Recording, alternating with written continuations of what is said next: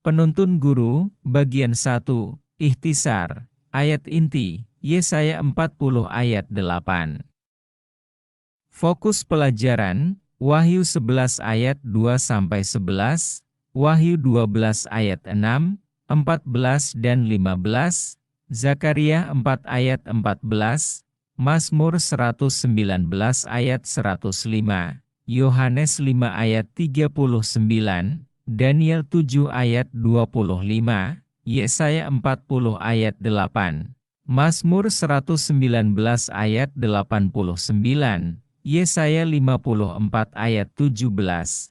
Pendahuluan, melanjutkan tema minggu-minggu sebelumnya, pelajaran ini berpusat pada peran mendasar, otoritas, dan kuasa firman Tuhan dalam pertentangan besar. Secara khusus, kita akan memusatkan perhatian kita pada firman Tuhan yang diwakili oleh dua orang saksi yang berkhotbah dengan mengenakan kain kabung pada masa nubuatan 1260 tahun.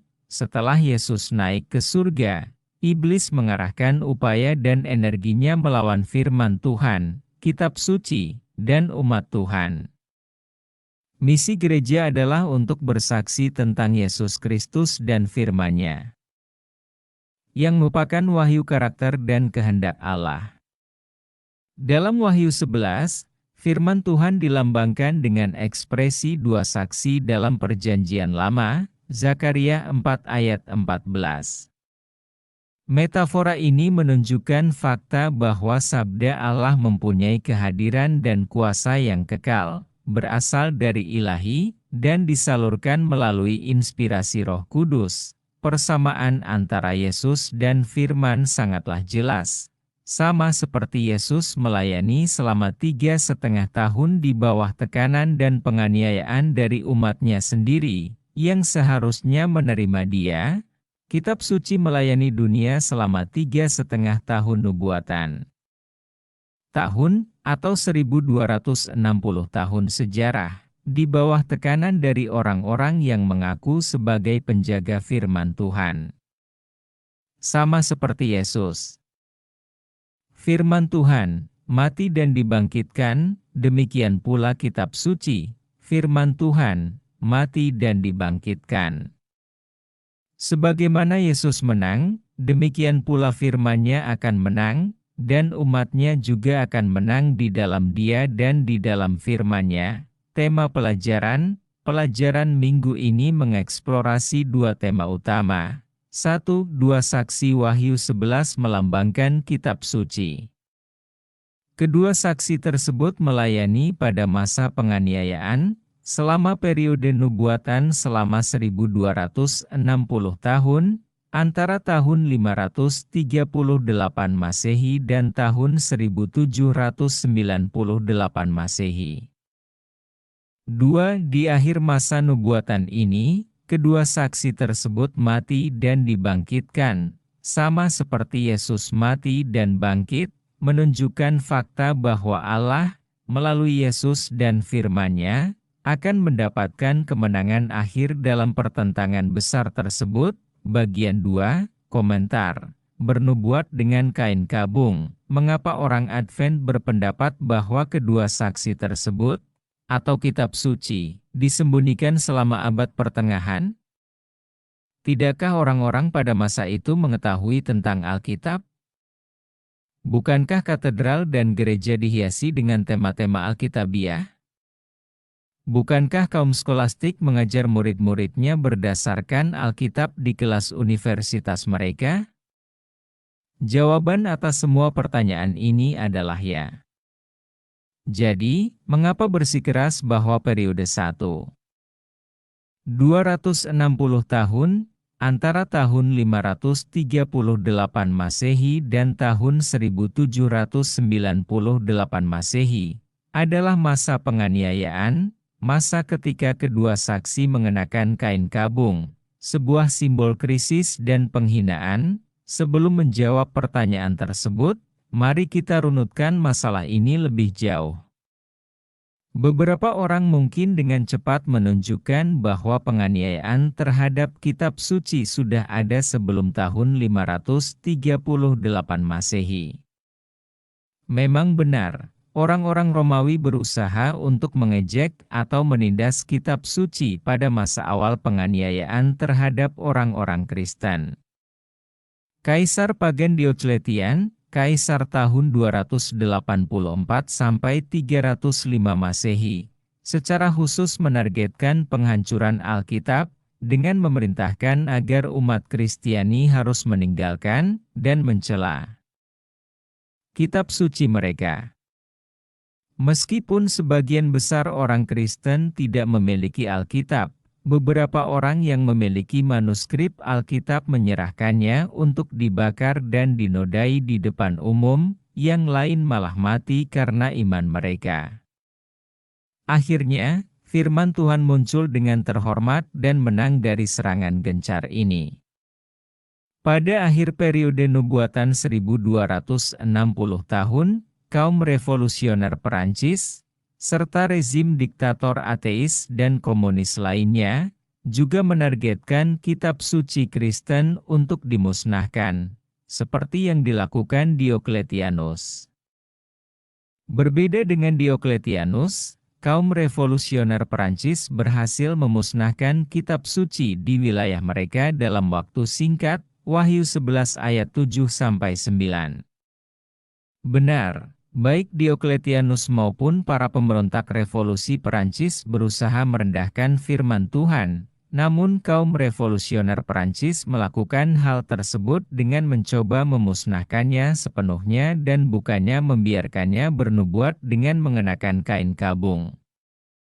Selain itu, jangka waktu 1260 tahun, di mana kedua saksi tersebut mengalami penghinaan, jauh melebihi 2 atau 3 abad pertama penganiayaan, 10 tahun penganiayaan di bawah pemerintahan Diocletianus, atau beberapa tahun revolusi Perancis. Oleh karena itu, kita harus mencari di tempat lain dalam sejarah untuk menemukan makna firman Tuhan yang melayani dengan kain kabung. Jadi, untuk memahami kapan dan bagaimana kedua saksi atau kitab suci melayani dengan kain kabung, kita perlu menekankan dua fakta. Pertama, kedua saksi itu melayani selama jangka waktu 1260 tahun. Sebagai rincian pelajaran kita, umat Masehi Advent hari ke-7 memahami bahwa periode ini berlangsung dari tahun 538 Masehi hingga tahun 1798 Masehi dan mencakup kebangkitan, pendirian, dan kekuasaan Gereja Katolik Roma. Kedua, kedua saksi tersebut tidak dibunuh selama periode ini tetapi mengenakan kain kabung. Kiasan terhadap Zaharia, Wahyu 11 ayat 4, Zaharia 4 ayat 14, Elia, Wahyu 11 ayat 5 dan 6, dan Musa, Wahyu 11 ayat 6, dalam Wahyu 11 tampaknya memberi kesan bahwa pelayanan kenabian dari dua orang saksi, mengenakan kain kabung, terjadi dalam konteks penganiayaan terhadap umat Tuhan. Wahyu 11 tidak mengatakan bahwa kedua saksi itu dibunuh selama 1260 tahun, sebaliknya, mereka diberi kuasa oleh Allah untuk bernubuat dengan mengenakan kain kabung pada masa ini, Wahyu 11 ayat 3. Elia mengenakan kain kabung pada saat terjadi krisis rohani yang mendalam di Israel Utara, ketika bangsa tersebut secara sadar dan sengaja mengubah hukum Allah, menempatkan diri mereka di atas, dan menentang wahyu Allah. Demikian pula, pertanyaan utamanya bukanlah apakah Gereja Katolik Roma memiliki pengetahuan tentang kitab suci, atau menggunakan kitab suci untuk melakukan teologi, selama 1260 tahun supremasi dan penganiayaan gereja. Pertanyaannya adalah, bagaimana sikap gereja terhadap kitab suci selama masa penganiayaan ini? Sikap para pemimpin Katolik Roma sangat mirip dengan sikap Israel Utara. Mereka mengetahui wahyu khusus Tuhan, namun mereka dengan sengaja menempatkan diri mereka di atas wahyu tersebut. Prinsip Protestan tentang sola scriptura menekankan bahwa kitab suci adalah wahyu Allah yang lengkap, mandiri, dan jelas. Kapanpun wahyu ilahi menimbulkan ketidaknyamanan atau hambatan bagi proyek manusia, iblis dan guru-guru palsunya memperkenalkan tradisi-tradisi untuk membenarkan penafsiran ulang bagian-bagian Alkitab yang tidak nyaman, atau mereka sekadar memperkenalkan ajaran atau praktik baru yang bertentangan dengan kitab suci. Tradisi gereja dan magisterium digambarkan sebagai penafsir Alkitab yang eksklusif dan satu-satunya otoritas yang mempunyai kekuasaan untuk menciptakan dan menegakkan dogma-dogma. Firman Tuhan diremehkan, direndahkan, dan ditempatkan di bawah kendali gereja, meskipun kitab suci dengan jelas menetapkan bahwa yang terjadi adalah sebaliknya. Kiasan terhadap Zaharia, Wahyu 11 ayat 4, Zaharia 4 ayat 14, Elia, Wahyu 11 ayat 5 dan 6, dan Musa, Wahyu 11 ayat 6, dalam Wahyu 11 tampaknya memberi kesan bahwa pelayanan kenabian dari dua orang saksi, mengenakan kain kabung, terjadi dalam konteks penganiayaan terhadap umat Tuhan. Wahyu 11 tidak mengatakan bahwa kedua saksi itu dibunuh selama 1260 tahun, sebaliknya, mereka diberi kuasa oleh Allah untuk bernubuat dengan mengenakan kain kabung pada masa ini, Wahyu 11 ayat 3. Elia mengenakan kain kabung pada saat terjadi krisis rohani yang mendalam di Israel Utara, ketika bangsa tersebut secara sadar dan sengaja mengubah hukum Allah, menempatkan diri mereka di atas, dan menentang wahyu Allah. Demikian pula, pertanyaan utamanya bukanlah apakah Gereja Katolik Roma memiliki pengetahuan tentang kitab suci, atau menggunakan kitab suci untuk melakukan teologi, selama 1260 tahun supremasi dan penganiayaan gereja. Pertanyaannya adalah, bagaimana sikap gereja terhadap kitab suci selama masa penganiayaan ini? Sikap para pemimpin Katolik Roma sangat mirip dengan sikap Israel Utara. Mereka mengetahui wahyu khusus Tuhan, namun mereka dengan sengaja menempatkan diri mereka di atas wahyu tersebut. Prinsip Protestan tentang sola scriptura menekankan bahwa kitab suci adalah wahyu Allah yang lengkap, mandiri, dan jelas. Kapanpun wahyu ilahi menimbulkan ketidaknyamanan atau hambatan bagi proyek manusia, iblis dan guru-guru palsunya memperkenalkan tradisi-tradisi untuk membenarkan penafsiran ulang bagian-bagian Alkitab yang tidak nyaman, atau mereka sekadar memperkenalkan ajaran atau praktik baru yang bertentangan dengan kitab suci. Tradisi gereja dan magisterium digambarkan sebagai penafsir Alkitab yang eksklusif dan satu-satunya otoritas yang mempunyai kekuasaan untuk menciptakan dan menegakkan dogma-dogma. Firman Tuhan diremehkan, direndahkan, dan ditempatkan di bawah kendali gereja, meskipun kitab suci dengan jelas menetapkan bahwa yang terjadi adalah sebaliknya. Dalam hal ini, beberapa kutipan dari Katekismus Gereja Katolik sungguh mencengangkan. Menurut CCC, wahyu Tuhan melalui sabdanya dalam Roh Kudus hadir dan aktif dalam gereja, dan dengan demikian tradisi gereja merupakan bagian yang tidak terpisahkan dari wahyu khusus Tuhan, sama seperti para nabi dan rasul. CCC, halaman 79. Oleh karena itu, gereja, yang kepadanya dipercayakan penyampaian dan penafsiran wahyu, tidak memperoleh kepastiannya mengenai seluruh kebenaran yang diwahyukan hanya dari kitab suci saja. Baik kitab suci maupun tradisi harus diterima dan dihormati dengan perasaan pengabdian dan penghormatan yang setara. CCC, halaman 82, benar, CCC menetapkan bahwa magisterium sebagai satu-satunya penafsir kitab suci, CCC, halaman 86 dan 100, tidak lebih tinggi dari firman Tuhan, namun merupakan pelayannya, CCC, halaman 86. Namun, magisterium tidak hanya mengambil dari kitab suci tetapi dari kitab suci dan tradisi, KGK, halaman 82. Karena tradisi memiliki otoritas yang sama dengan kitab suci, dan karena magisterium, paus dan para uskup dalam persekutuan dengan dia, mempunyai otoritas tunggal untuk secara autentik menafsirkan sabda Allah. KGK, halaman 100, maka magisterium akan mengambil bahan-bahan dari tradisi dan kitab suci, kapanpun dimau.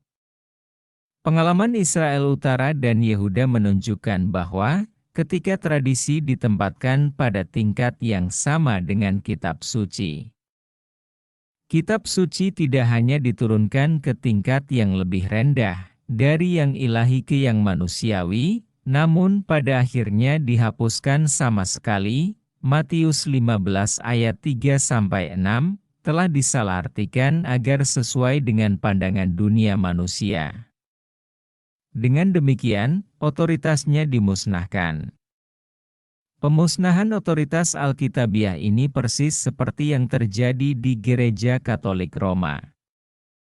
Ketika gereja semakin menekankan tradisi dan menerima anggapan filosofis, ajaran dan praktiknya berubah secara radikal sehingga gereja tidak lagi sesuai dengan model gereja para rasul.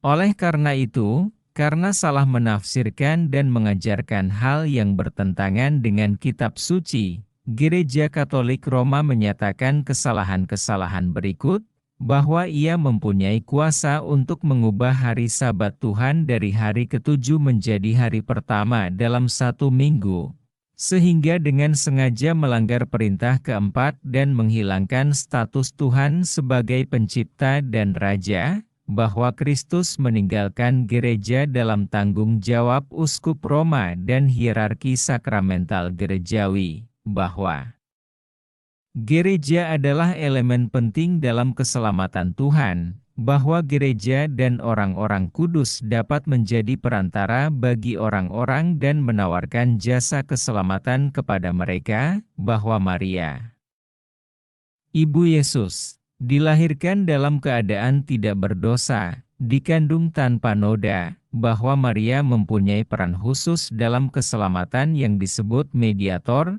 mediatrix, advokat, penolong, gelar yang disediakan dalam kitab suci hanya untuk Kristus dan Roh Kudus.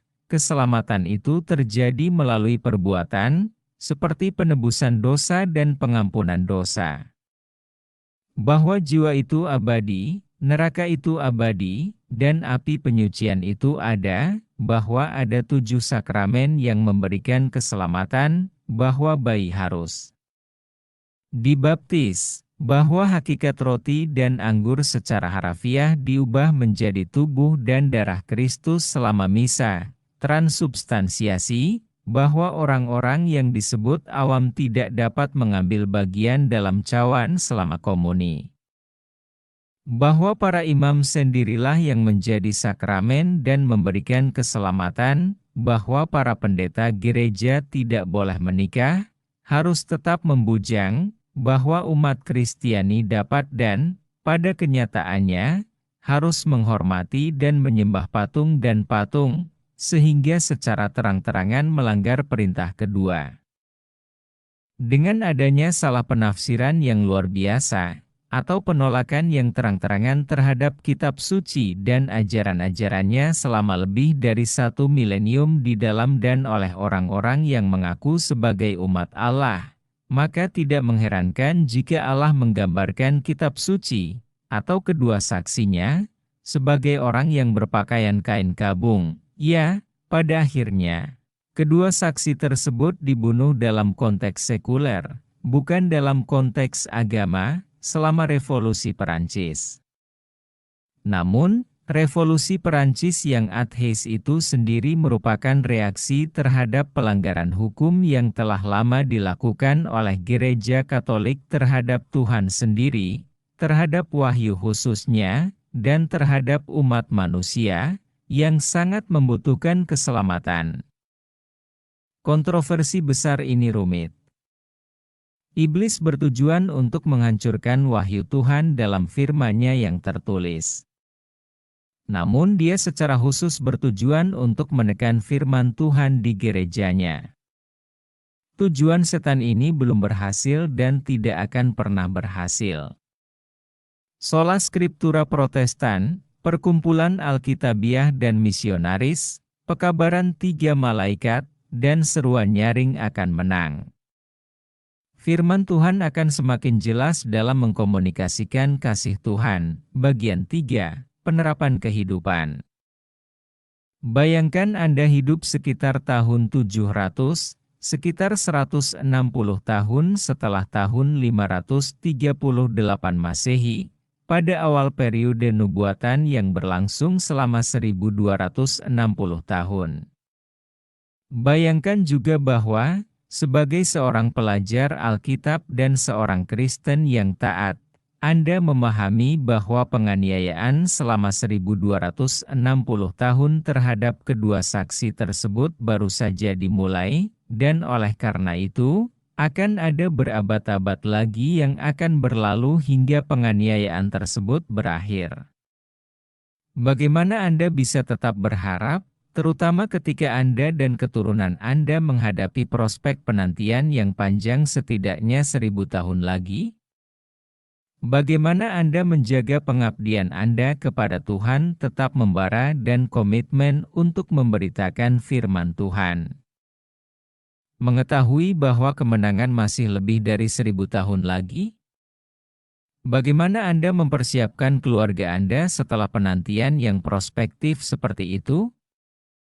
Bagaimana jawaban Anda dapat mengilhami iman Anda saat ini saat kita menantikan kedatangan Yesus kembali? Meskipun Revolusi Perancis berdampak pada seluruh dunia melalui pandangan dunia, semangat, dan tindakannya, dampak ini lebih terasa langsung di dunia Barat.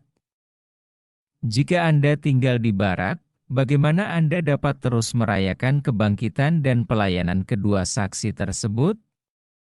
Jika Anda tinggal di belahan dunia lain, yang tidak terkena dampak langsung dari revolusi sekuler atau ateis di Perancis, bagaimana masyarakat atau komunitas lokal Anda mencoba membunuh kedua saksi tersebut atau memaksa mereka melayani dengan kain kabung? Bagaimana Anda dan gereja Anda dapat mengambil bagian dalam kebangkitan dan pelayanan kedua saksi tersebut?